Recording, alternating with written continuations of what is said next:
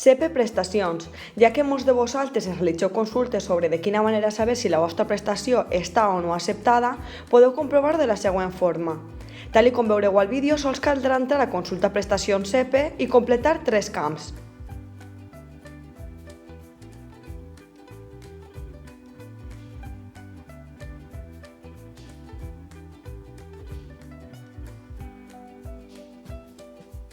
DNI o NIE, 10 últimes xifres de l'IBAN i o bé data de sol·licitud o bé telèfon. Heu de marcar qualsevol de les dues opcions, a més de completar els caràcters de verificació de seguretat.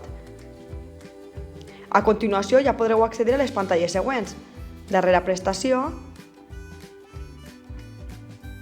rebuig de nòmines, dades personals,